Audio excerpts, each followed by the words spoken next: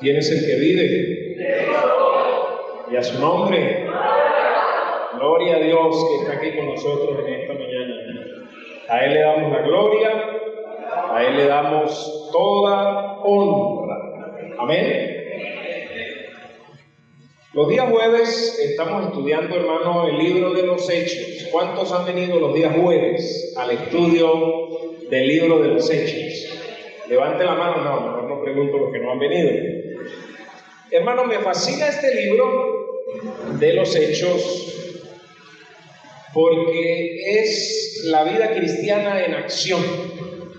Cuando usted estudia el libro de los Hechos se da cuenta que es la vida cristiana en acción. Y es que los primeros cristianos vivieron su vida, hermano, de manera sobrenatural. Así dice una canción, sobrenatural. Los primeros cristianos vivieron esa vida sobrenaturalmente. Y hermano, es que cuando usted vive de esa manera, cuando está unido con el Señor Jesucristo, créalo o no, mi hermano, usted se va a encontrar en conflicto. Cuando usted vive su vida de manera sobrenatural, usted se va a encontrar en conflicto, usted se va a encontrar en crisis. Si una persona cristiana dice, yo nunca me he encontrado con el diablo, pues, hermano, alguien dijo, si usted nunca se ha encontrado con el diablo es porque va en la misma dirección. ¿Sí me explico? Porque cuando usted va en la dirección contraria, de seguro usted se va a encontrar al diablo. Usted va a encontrar los conflictos, usted va a encontrar que su vida, que es vivida de manera sobrenatural, va a tener una colisión, va a tener un choque de frente con el enemigo. Usted tendrá crisis, pero también descubrirá, mi amado hermano, esta gloriosa verdad que el Señor Jesucristo está presente en todas esas crisis. Usted decide vivir su vida de manera sobrenatural y va a encontrarse de frente con el diablo, hermano, porque usted va a comenzar a caminar en sentido contrario. Si usted nunca se lo ha encontrado, entonces es momento de que usted diga, ¿será que yo estoy en la misma dirección? ¿Será que yo estoy en el mismo camino? Hermano, ese es el tema del mensaje que quiero compartir en esta mañana y espero que sea de mucha bendición y que le ayude a usted y a mí en la vida cristiana. He titulado El Cristo que gobierna en todas las crisis. El Cristo que gobierna en todas las crisis. Vamos a estar pasando esta enseñanza, hermano, en Hechos capítulo 12, y ahí vamos a estar estudiando, y vamos a ver, hermano, cómo Cristo es suficiente en cada problema y situación. Amén. ¿Usted cree que Cristo es suficiente para cada problema y situación? Hermano, los problemas siempre van a llegar.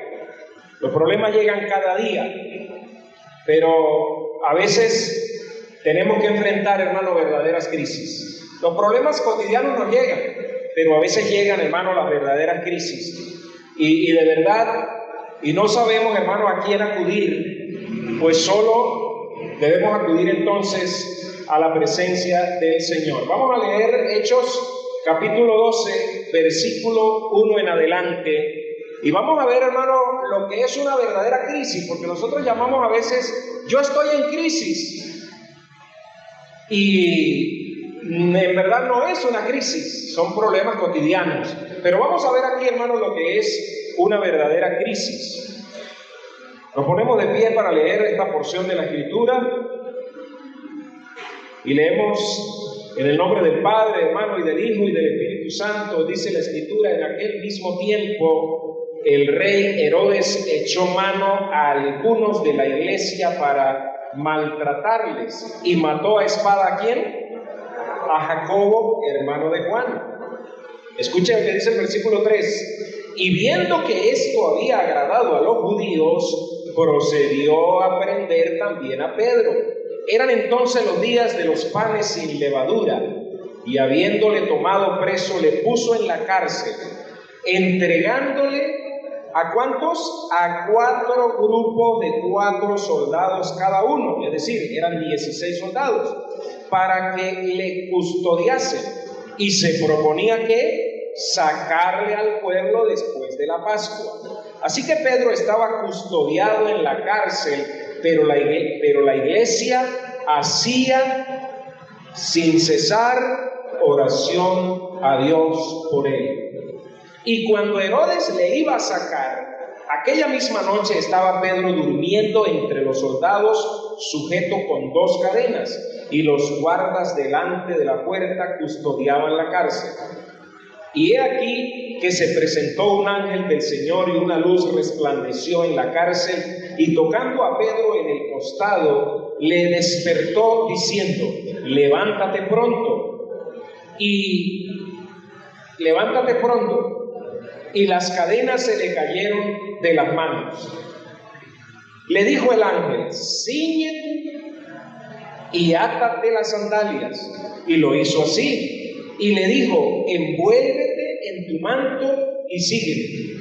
Y saliendo le seguía, pero no sabía que era verdad lo que hacía el ángel, sino que pensaba que veía una visión.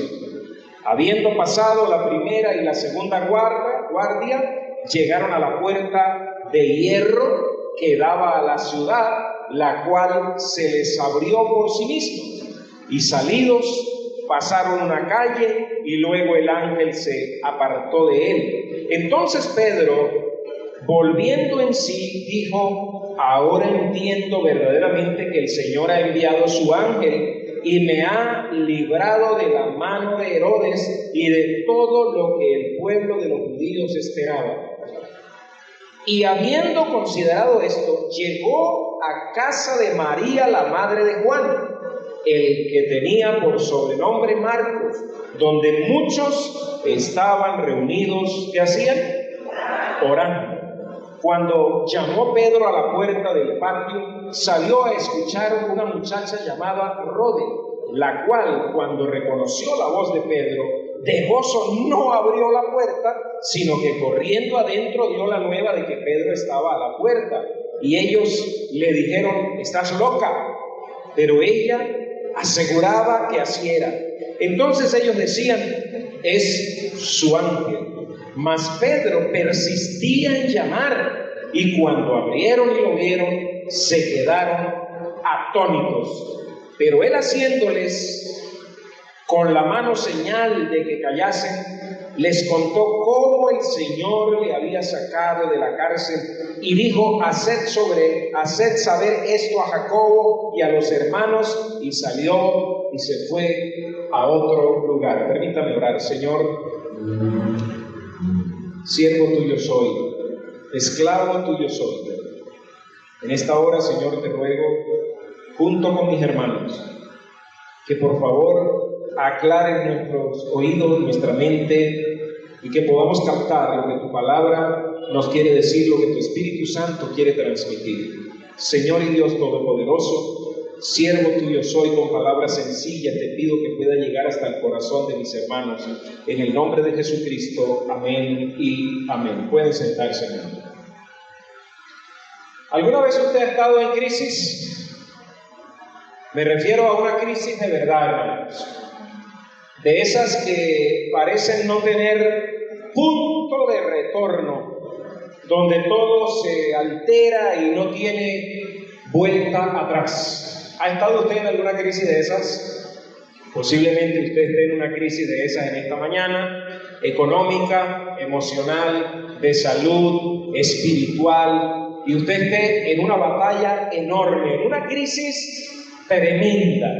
Hermano, todos tenemos, como dije, problemas, pero de vez en cuando llegan esas crisis y llegan sin avisar, llegan cuando menos las esperamos y no sabemos a dónde acudir, no sabemos qué hacer. Muchas veces son dificultades matrimoniales, otras veces son dificultades de salud, otras veces es un hijo que se enfermó, o la salud nuestra que se deterioró, o un país que no sabemos qué va a suceder, y nosotros decimos, estamos en completa crisis. Y el apóstol Pedro, hermano, enfrentó una crisis registrada en el pasaje que nosotros acabamos de leer, de Hechos capítulo 12. Y permítame, hermano, decirle un poquito acerca de lo que estaba sucediendo aquí, un poquito de contexto. Herodes era un tipo, porque no se le puede llamar de otra manera, hermano. Herodes era un gobernante malo, era un gobernante maligno, era un gobernante que violaba derechos humanos, era un gobernante que se había trazado la meta de hacerle la vida de cuadritos a la iglesia. Ese era Herodes. Persiguió, mató, encarceló, generó crisis a la iglesia, mató cristianos, no solamente era que los amenazaba, no, había matado a Jacobo, o también llamado Santiago, y el pueblo judío, dice el pasaje que leímos, que le pareció aquello sabrosito, le agarró el gustico aquello, de que agarraran a un cristiano, lo metieran a la cárcel y lo mataran. Y entonces Herodes dijo, bueno, yo voy a agarrar a la cabeza principal de este asunto, voy a agarrar al apóstol Pedro, voy a agarrar un pez más gordo, lo voy a meter a la cárcel y lo voy a hacer más corto de estatura, le voy a quitar la cabeza, pero de manera se atravesó, por decirlo así, hermano, la fiesta de la Pascua, y ellos tenían que guardar esta fiesta, ellos tenían que, imagínense, matamos a los cristianos pero guardamos las fiestas. ¿Cómo le parece eso? Pura religiosidad en esta vida de estas personas. Hermano, ¿clasificaría usted esto que le está ocurriendo al apóstol Pedro como una crisis verdadera?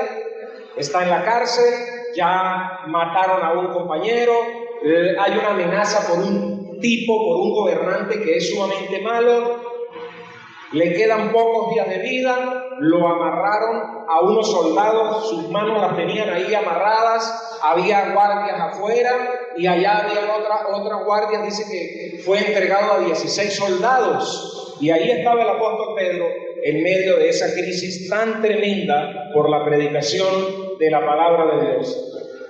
¿Usted clasifica eso como una verdadera crisis? No como un problemita minúsculo, sino como una verdadera crisis. Claro que sí, hermano. Nosotros podemos clasificar entonces que esto es una crisis, un tipo de crisis que quiero abordar, hermano, en este mensaje. Cuando nosotros leemos el texto de Hechos capítulo 12, versículo 1 al 10, surgen algunas preguntas que yo las copié aquí y que posiblemente a usted también le hayan surgido. A mí me pasa y me surgen preguntas. Una de las preguntas es, ¿cómo hubiera usted lidiado con esta crisis de ser encarcelado injustamente? Si a nosotros nos golpea el hecho de saber que hay gente encarcelada injustamente, ¿cómo sería usted encarcelado de manera injusta? ¿Cómo reaccionaría usted metido en la cárcel? En este mismo instante que vienen, lo ponen preso por estar en una iglesia cristiana o porque usted dijo algo y está de manera injusta en la cárcel. Hermano, este pasaje enseña 4 reflexiones que ruego a Dios que le puedan ayudar a usted. La primera reflexión que quiero hacer acerca de este pasaje es, hermano, no demande entender lo que Dios está haciendo. No demande entender, Señor, usted me tiene que explicar qué es lo que está haciendo. Hermano, no demande eso porque usted no lo va a entender ni yo tampoco. Yo debo decirle que muchas de las cosas que han pasado y están pasando en mi vida, demando muchas veces, Señor, muéstrame, Señor, dime, Señor, háblame, Señor, ¿qué es lo que estás haciendo? Señor, estás obrando a mi alrededor, ¿qué es lo que estás haciendo en la iglesia? ¿Qué es lo que estás haciendo en el país? Y nosotros demandamos respuestas, y lo primero que yo veo en este pasaje es que no debemos hacerlo. No debemos demandar porque no lo vamos a entender. En otras palabras, debemos respetar el misterio de la providencia de Dios. Nosotros debemos respetar, hermano, esa mano oculta que se está moviendo y que nosotros no somos capaces de ver muchas veces, ni capaces de discernir, hermanos. Nosotros entonces tenemos que ver aquí, me refiero, hermanos, a la mano de Dios oculta que está moviendo todo lo que usted no es capaz de entender en este momento. La mano oculta. ¿Sí me está prestando atención? Hay una mano oculta, hermano, que está moviendo los hilos. Hay una mano oculta que está moviendo lo que está a su alrededor, lo que está moviendo sus circunstancias. Y me estoy refiriendo al hecho de que usted no entiende las cosas. Yo no entiendo lo que Dios está haciendo, lo que está haciendo en su familia, lo que está haciendo en su salud.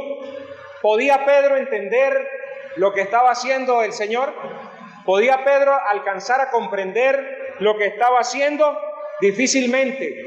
Y nosotros no vemos en el pasaje que acabamos de leer que el apóstol Pedro se levantara en una oración a reclamarle a Dios y a decirle: Señor, usted me tiene que explicar qué es lo que está haciendo. Yo soy un hijo tuyo. Señor, usted me tiene que decir qué es lo que está ocurriendo.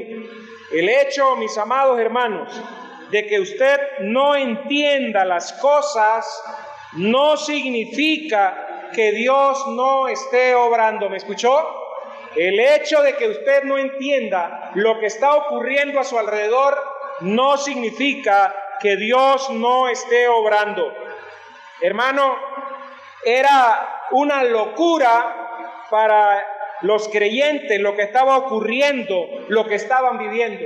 Había persecución para ellos, los estaban metiendo en la cárcel, les habían quitado la cabeza, había amenaza, estaba un gobernante vil, malvado, asesino, injusto, estaba al frente. La iglesia estaba siendo perseguida.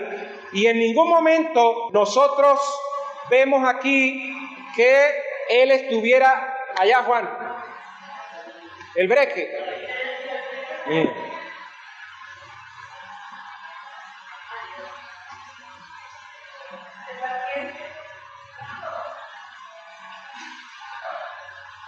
Entonces, el hecho de que usted no entienda las cosas que ocurren a nuestro alrededor significa, hermanos, no significa que Dios no esté obrando alrededor.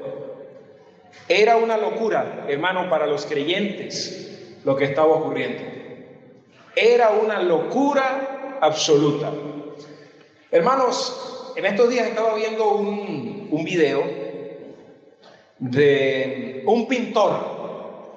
El hombre estaba en un concurso y le pusieron ¿cómo se llama eso? Un lienzo enorme, y él comenzó a dibujar, a pintar, y comenzó a crear una especie de paisaje, y tiró unos colores amarillos, y tiró arriba unos colores azules, y tiró abajo unos colores verdes. Y yo dije: sí, abajo está el agua, arriba está el sol, y parecía que todo iba quedando bonito.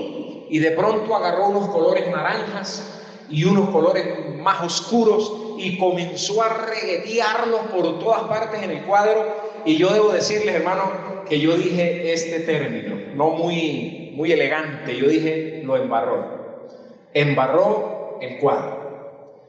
Y de pronto, de esa embarruteada que él había hecho tan terrible, comenzaron a salir unos caballos, comenzaron a salir unos rostros, comenzaron a salir unos árboles, unas montañas, y pintaba con los dedos. Y yo dije: ¿cómo es posible que él estaba viendo algo que yo no lograba ver?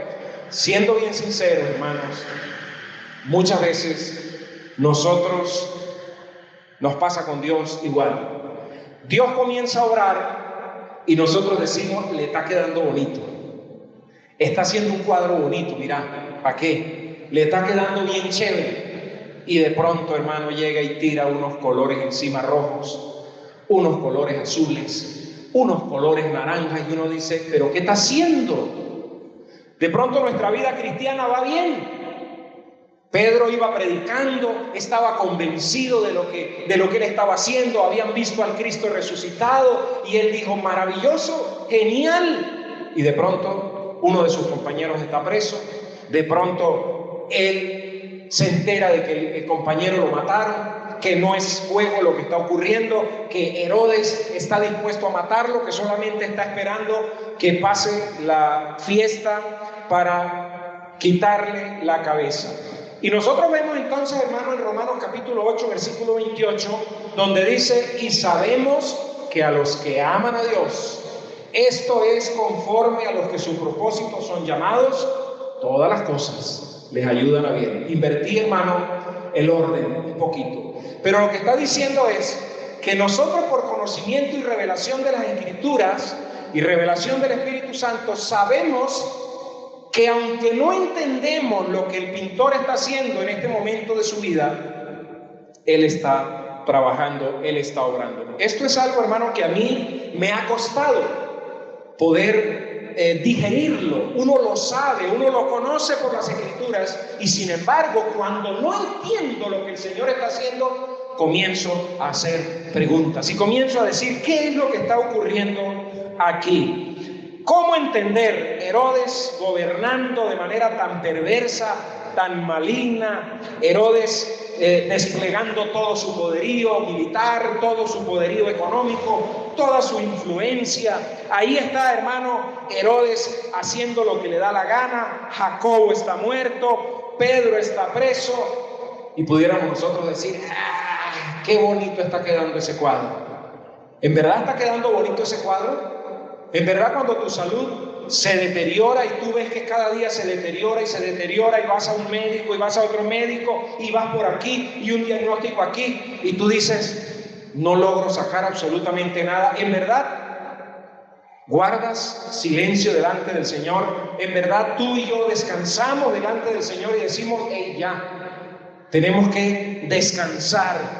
Hermanos, la vida no es 20 kilómetros de carretera buena, luego 40 kilómetros de carretera mala, luego 60 kilómetros de carretera buena, como las carreteras que nosotros tenemos acá en Uribante. La vida, hermano, no es así. Nosotros a veces pasamos la vida y decimos, cuando pase esta crisis, voy a disfrutar la vida. Cuando mis hijos crezcan, voy a disfrutar la vida. Cuando pase esto, cuando pase aquello, cuando se gradúe, cuando haya cambio de gobierno, cuando la economía de Venezuela mejore, yo seré feliz. Cuando pase este pedazo de carretera mala y lleguemos a una Venezuela próspera y lleguemos a un país hermoso, ahí yo disfrutaré, ahí yo le serviré al Señor, porque ya no tendré que estar preocupado por la comida, por la seguridad social. Ahí yo voy a dedicar mi vida a servirle al Señor. La vida no es así, hermano. La vida es como dos rieles por los cuales se mueve el tren. Un riel es bueno y un riel es malo, y los dos trabajan al mismo tiempo. No es que un pedacito es bueno y un pedacito es malo. No, hermano, en la vida nosotros tenemos un riel bueno y tenemos un riel malo, y los dos trabajan, repito, al mismo tiempo. El tren se va moviendo, el tren de la vida se va moviendo sobre los dos rieles. Hay momentos difíciles, hay momentos hermosos, y en medio de los momentos feos y difíciles que tú puedas estar viviendo, te aseguro que hay cosas hermosas, porque un riel va sobre las cosas hermosas que el Señor va haciendo. Y ahí nosotros entendemos lo que Romanos 8:28 está diciendo, y sabemos que todas las cosas. Nosotros a veces pensamos que cuando el texto dice todas las cosas se refiere a todas las buenas. Y sabemos, si dijera así, y sabemos que todas las cosas buenas les ayudan a bien a los que aman a Dios. No dice eso. Y sabemos que todas las cosas, trabajando en conjunto, las buenas y las malas, un riel bueno y un riel malo, nos ayudan a bien. Ese es el propósito de Dios. pasamos la vida, hermano, pensando tantas cosas. Cuando termine, disfrutaré. Cuando haga esto, disfrutaré. Le veíamos Juan Andrés y yo en estos días un video y decía, por fin, a disfrutar de mi jubilación. Y el hombre tenía como 90 años, hermano. Y así pasamos la vida nosotros. Hermano, hay cosas en la vida que son un poco difíciles de comprender. Diría yo, dificilísimas de comprender, hermano. Le pongo este ejemplo para ilustrar eso de que entre las cosas buenas hay cosas malas y entre las cosas malas hay cosas buenas y que todas nos ayudan a bien. Imagínese que usted es mamá y papá. Y entonces usted tiene una niña y la niña crece y la niña llega a ser adolescente. Y la niña comienza a salir. Y comienza a salir y comienza a salir y usted le dice, no me gusta ese novio con el que tú estás saliendo, no me gusta. No importa, mamá, no me interesa, la que se va a casar con él soy yo, no es usted, déjeme mi vida, esta es mi vida, déjeme tranquila. Ese muchacho te va a hacer la vida de cuadritos. Pero la muchacha decide, como muchos de nosotros decidimos, se pone a vivir con el hombre, se casa, tienen una hermosa bebé y tú como padre llegas a enamorarte de esa bebé de una manera impresionante. Pero resulta que de pronto el hombre se le sale todo y deja a la muchacha. La deja con la bebé y ella tiene que regresar a tu casa. Yo te pregunto, si tú pudieras regresar el tiempo y atajar ese matrimonio, si tú pudieras atravesarte e impedir ese matrimonio, ¿lo harías? No respondas tan rápido. Muchos responderían, sí, claro que sí. Si tú dijiste que sí, déjame decirte que tendrías que renunciar a esa nieta que tanto amas. Ya no existiría esa nieta. Entonces, ¿qué quiero decir con esto? Que entre las cosas que a nosotros nos parecen en el momento que son tan terribles y exigimos una demanda de una respuesta donde Dios nos tiene que decir, Dios nos dice, no demandes una aclaratoria, no demandes una respuesta, porque no vas a entender el cuadro que yo estoy pintando. Yo estoy moviendo colores, yo estoy moviendo los hilos del futuro, estoy moviendo todo y tú debes permanecer en silencio, esperando la providencia de Dios. Por eso yo llamo que es un misterio la providencia de Dios. Es un misterio porque no logramos comprender lo que está ocurriendo. ¿Cómo podría yo comprender lo que el Señor está haciendo a nuestro alrededor? Número 2, en medio de las crisis que usted pueda vivir, usted dice, no, yo no he vivido crisis, pero posiblemente las llegue a vivir o las esté viviendo. Número 1, no demande entender, porque posiblemente no lo va a entender. Número 2, tenga en cuenta el ministerio de la oración del pueblo de Dios. Nosotros leemos aquí en el versículo 6 del capítulo 12, dice en la parte B del versículo 6, aquella misma noche estaba Pedro durmiendo entre los soldados, sujeto con 2 cadenas, y los guardas delante de la puerta custodiaban esa cárcel. Hermano, Pedro tenía una crisis terrible y todas las puertas estaban completamente cerradas. No había esperanza para Pedro. Posiblemente tú tampoco tengas mucha esperanza. Todo estaba cerrado para Pedro, todo. Y tal vez tú digas hoy, yo creo que para mí esta historia va a terminar así.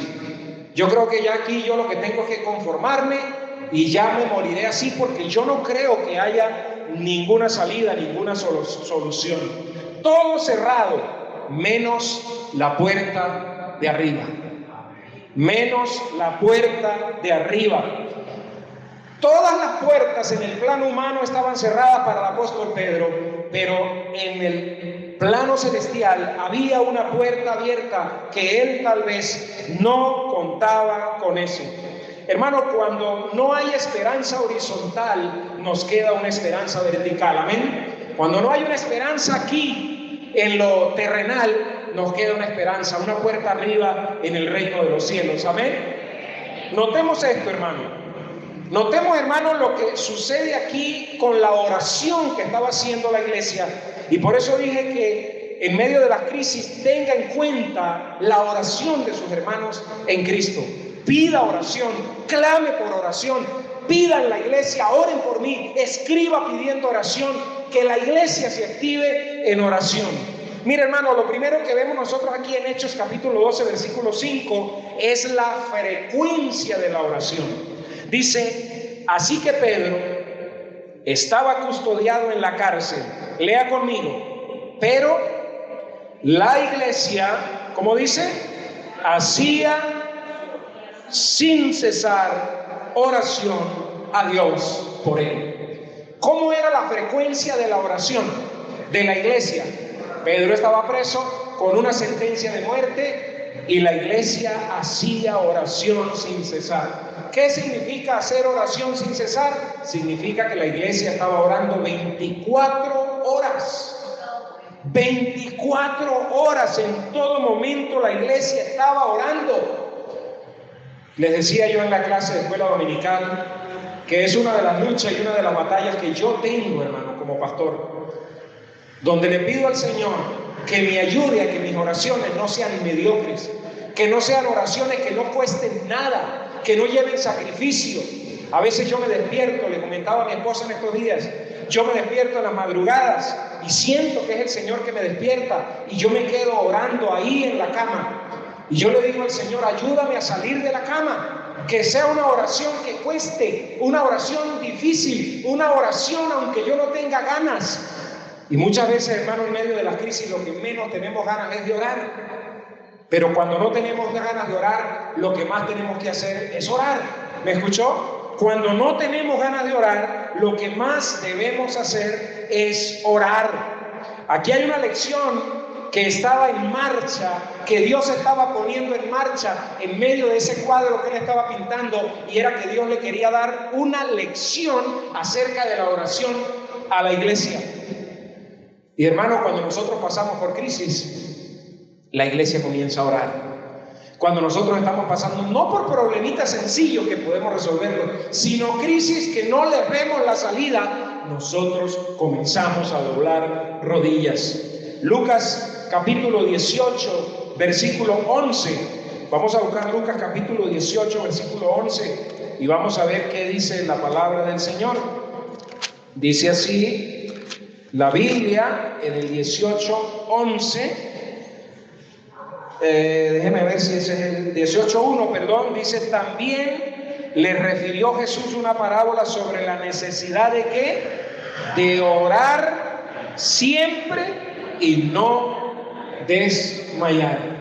Una de las áreas, hermanos, en las que nosotros más desfallecemos es en la oración. Una de las áreas más débiles que yo he podido tener en el ministerio ha sido esa necesidad de orar sin cesar, de orar constantemente, de tener en oración, de tener lista de oración, nombre de oración. Es una de las áreas en las que más fallamos y es una de las áreas en las que más necesitamos. Si yo le preguntara a usted en esta mañana, ¿usted oró esta mañana? Muchos me van a responder, claro que sí, pastor. Nosotros oramos. Y si yo le pregunto, ¿por qué oró usted fervientemente? Muchos, y el porcentaje pasa del 90%, hermano, no recordaríamos por qué hicimos una oración con fervor, con intensidad, con precisión. Te pido, como cuando algún familiar está enfermo y uno dice, Señor, mi oración, y cada vez que uno lo recuerda, Señor, mi hijo, mi hija, mi esposa, mi esposo. ¿Por qué ora usted esta mañana con fervor, con fuerza? Y ahí nosotros tenemos entonces que la iglesia oraba con frecuencia, una frecuencia de 24 horas.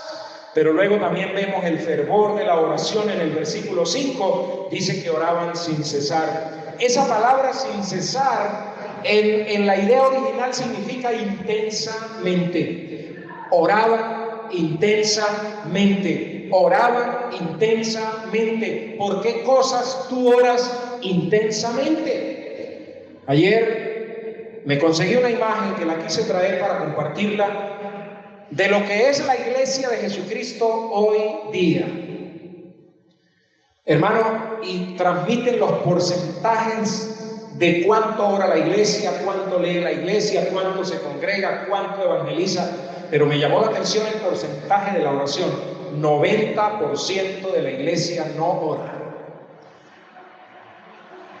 Y usted y yo podemos corroborar que eso es verdad. Y no es que andamos haciendo cosas malas ni en pecado, pero al no dedicar tiempo a la oración con frecuencia de 24 horas, con fervor, es decir, con intensidad, intensamente. Y algo que ellos hacían, hermano, en medio de la oración, era que no era para lucirse. Ellos oraban de manera determinada y estaban orando por Pedro, hermano. Ellos no oraban como muchas veces solemos orar nosotros y cambiamos el tono de voz y oh Padre Celestial y sacamos una voz de la ultratumba y sacamos palabras rebuscadas. Ellos oraban de manera determinada, no para que el compañero que estaba al lado lo escuchara, no para que viera cómo él orquestaba esa oración, sino para que Pedro saliera de la cárcel, porque Pedro tenía una amenaza de muerte. Hermanos, número 3, nosotros tenemos que en medio de las crisis no debemos demandar respuestas que no vamos a ser capaces de entender. Número 2, en medio de las crisis, tenga en cuenta el ministerio de oración acerca de la iglesia. Porque, hermano, cuando Dios de manera misteriosa está obrando, está moviendo los hilos, también Dios va a mover el ministerio de oración dentro de la iglesia. Amén. Número 3, descanse en la experiencia que Dios tiene resolviendo crisis. ¿Dios tiene experiencia resolviendo crisis? Claro que sí, hermano. Leemos el versículo 6 de Hechos de los Apóstoles, Hechos capítulo 12. Hechos capítulo 12. Vamos a leer el versículo 6. Dice la palabra del Señor: y cuando Herodes le iba a sacar aquella misma noche, estaba Pedro durmiendo entre los soldados, sujeto con 2 cadenas, y los guardas delante de la puerta custodiaban la cárcel. Y he aquí que se presentó un ángel. ¿De quién? Del Señor. No dice un ángel normal, dice un ángel del Señor. Y una luz resplandeció en la cárcel. ¿Cuántos necesitan una luz hoy en medio de la crisis que puedan estar viviendo? Amén. Gloria al Señor. Y dice el versículo 8, el versículo dice el 7: y una luz resplandeció en la cárcel, y tocando a Pedro en el costado, le despertó diciendo: levántate pronto. Y las cadenas se le cayeron de las manos. Por eso digo que el consejo número 3 en medio de la crisis es: descanse, hermano, en la experiencia que Dios tiene resolviendo crisis. Esa es una tarea muy complicada para mí, hermano. Muy complicada. No sé si a usted se le facilita descansar en medio de la crisis y decir: yo descanso, yo estoy tranquilo. Hermano, Dios tiene experiencia resolviendo crisis. Llámese como se llame. Cristo es el Dios de todas las crisis. Amén. Hermano, Pedro estaba durmiendo antes de ser ejecutado. ¿Aló? Pedro estaba bien dormido un día antes de su ejecución. Y nosotros no dormimos cuando no le conseguimos un par de zapatos a los hijos. No dormimos cuando una muela no nos deja de doler. No dormimos cuando el vecino se burló de nosotros porque somos cristianos.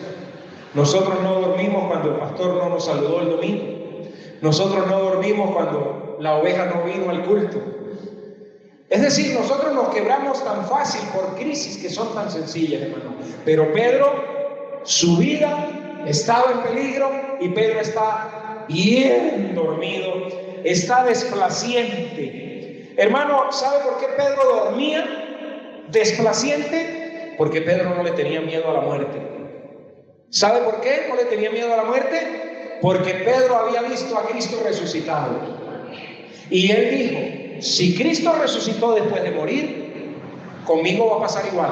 Así que aunque me maten, aunque me corten la cabeza, yo voy a seguir viviendo. Amén. Entonces eso hacía que Pedro descansara y Pedro dijera, me van a matar mañana.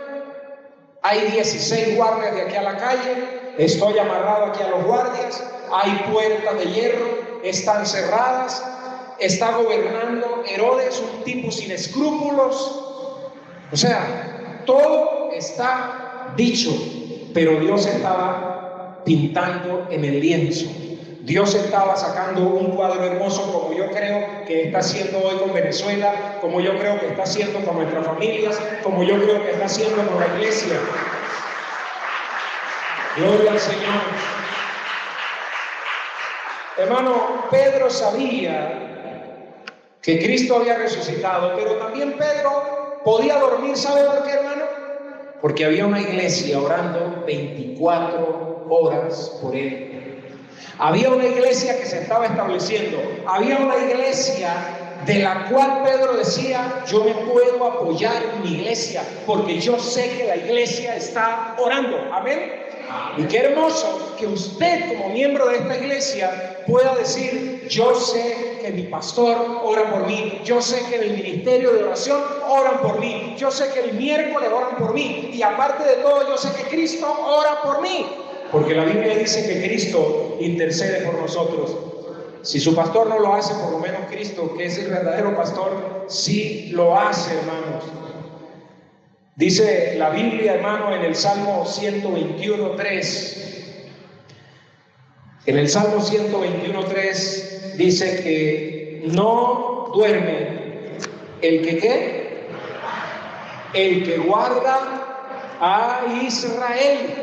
Hermano, mire para acá, el que guarda tu vida en medio de las crisis no duerme. Amén. Se dice de alguien que estaba leyendo este pasaje y estaba orando y estaba clamando y dijo, bueno, Señor, si usted no duerme, no vale la pena que nos quedemos despiertos los dos entonces.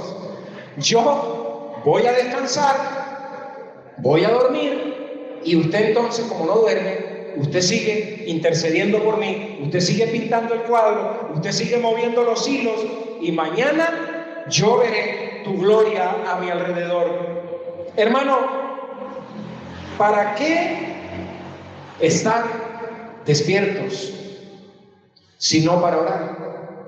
Si el estar despierto es para preocuparse, si el estar despierto es para que su cabeza se ponga peor, ¿no es mejor invertir en la oración?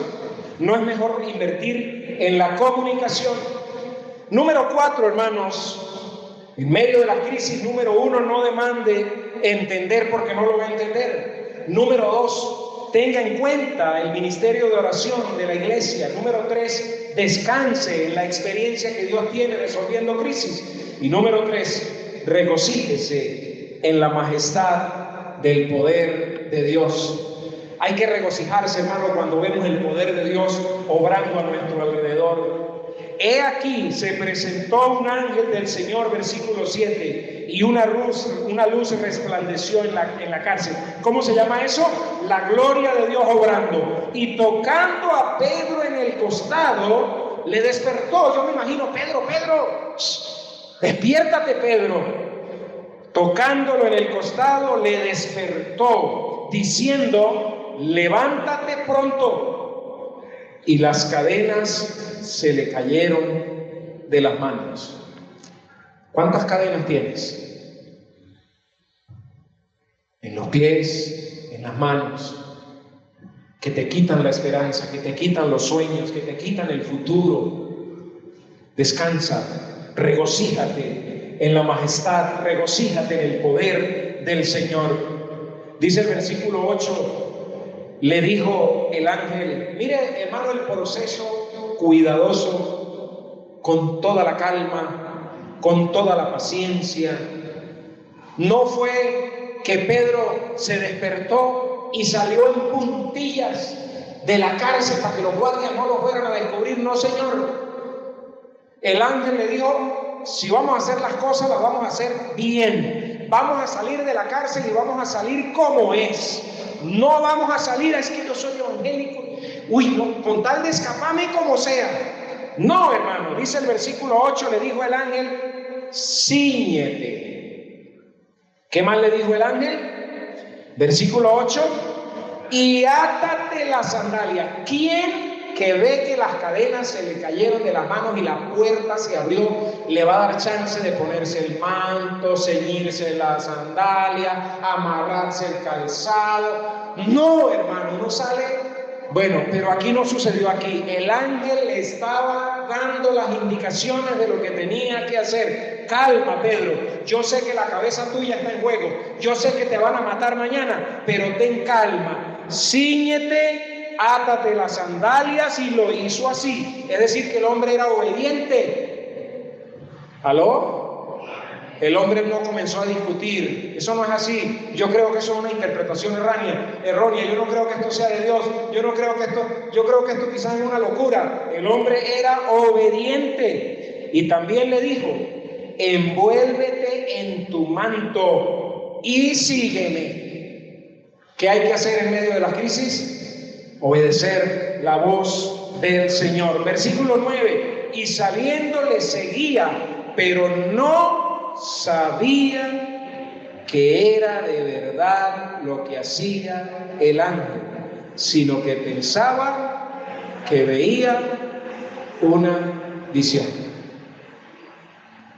Ya Pedro había tenido una visión. ¿Recuerdan? Cuando él vio todo aquello que descendía del cielo y todo lo demás, Pedro había tenido visiones y él no entendía. Hermano, pero aunque no entendía, obedecía. Amén. ¿Cuántos en esta mañana, aunque no entienden, obedecemos? Aunque no entendemos, obedecemos. Versículo 10. Habiendo pasado la primera y la segunda guardia, llegaron a la puerta de hierro que daba a la ciudad, la cual se les abrió por sí misma, y salidos pasaron una calle, y luego el ángel se apartó de él. Wow, hermano, ahí está este hombre en la cárcel, en la calle. Versículo 11. Entonces Pedro, ¿qué dice? Volviendo en sí, dijo, ahora entiendo verdaderamente que el Señor ha enviado su ángel y me ha librado de la mano de Herodes y de todo lo que el pueblo de los judíos esperaba. Por eso digo, hermano, regocíjese en el poder del Señor cuando lo vea obrar. No le quite la gloria al Señor. Si Dios es el que le está abriendo las puertas, si Dios es el que le está tumbando las cadenas de las manos, si Dios es el que está haciendo, regocíjese en medio de eso. Pero, hermano, obedezcamos lo que la palabra del Señor nos está diciendo. Hay un punto aquí, hermano, con el que quiero ir ya finalizando. Y es el hecho, hermano, desde el versículo 7 hasta el versículo 10. Vamos a leer el 11, que ya lo leímos los otros. Dice, entonces Pedro, volviendo en sí, dijo, ahora, vamos al versículo 12. Y habiendo considerado esto, llegó a casa de María, la madre de Juan, el que tenía por sobrenombre Marcos, donde muchos estaban reunidos orando. Lea conmigo el 13. Cuando llamó Pedro a la puerta del patio, salió a escuchar a una muchacha llamada Rode. ¿Y qué ocurrió? Conoció la voz, pero mire este detalle, hermano. ¿Por qué el ángel no abrió la puerta de la casa de esta mujer también? Le fue más fácil a Pedro salir de la cárcel que entrar al lugar de oración. ¿Aló? Le fue más sencillo a Pedro salir de la cárcel donde le iban a cortar la cabeza que entrar al lugar donde estaban orando. La muchacha fue, lo escuchó, lo conoció y de la emoción salió corriendo y compartió la noticia con quienes, la iglesia que estaba orando. Y la iglesia que estaba orando fervientemente 24 horas, estás loca. Estás loca. ese debe ser el ángel de él. Es decir, llegaron a pensar que quizás hasta allá lo habían matado. Y Pedro, que no le costó salir nada de la cárcel, hermano, en la iglesia se le complicó la cosa para que lo dejaran entrar. Y toque, y toque. ¿Qué quiere decir esto, hermano? Que la oración no es una excusa para nosotros no hacer nada. Hermanos, cuando ellos estaban orando, eso no es una excusa para hacer la obra, para abrir la puerta, para recibir por el que estaban orando. Esto se parece mucho a nosotros, hermano. Oramos para que la gente se convierta. Oramos para que la gente llegue a la iglesia, para que los pecadores se conviertan. Y cuando llegan, decimos estas palabras: es mejor tener 3 que sean santos a tener la iglesia llena de pura porquería. Yo entiendo lo que la gente quiere decir, pero ¿no es la iglesia un hospital? ¿Por qué le cuesta tanto? ¿Por qué le cuesta tanto a la gente que ha sido liberada de la cárcel, de las cadenas, de los soldados, de las puertas de hierro? ¿Por qué le cuesta tanto venir y entrar y regocijarse en la iglesia? Y el que va a entrar tiene que seguir tocando y tocando y tocando y tocando. Dice que Pedro insistía, y habiendo considerado esto, llegó a la casa, versículo 14, la cual, cuando reconoció la voz de Pedro, de gozo no abrió la puerta. Hermano, nosotros a veces nos gozamos tanto y no somos capaces ni de abrir la puerta para que los pecadores lleguen, para que la gente que está presa pueda llegar. Tal vez estoy haciendo una interpretación errada, pero me llama la atención. Mas Pedro, ¿qué dice el versículo 16? Mas Pedro persistía en llamar. Hermano, el ángel lo sacó de la cárcel, pero no lo metió a la iglesia. Curioso, una iglesia que ora 24 horas. Mas Pedro persistía en llamar, y cuando abrieron y le vieron, se quedaron atónitos. Pero ¿quién no? Un tipo que estaba muerto ya, hermano, ya olía a muerto. Hermano, recuerdo la primera vez que vi una puerta automática. Si no me equivoco, fue en Maracaibo. Me parece que fue en Maracaibo, hermano.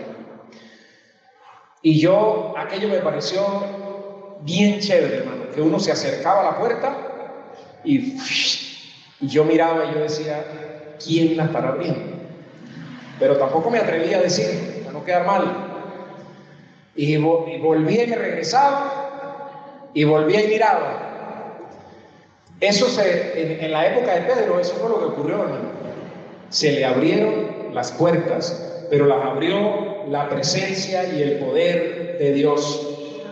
Hermano, nosotros vemos entonces que le fue más fácil salir de la cárcel que entrar a la reunión de oración al apóstol Pedro.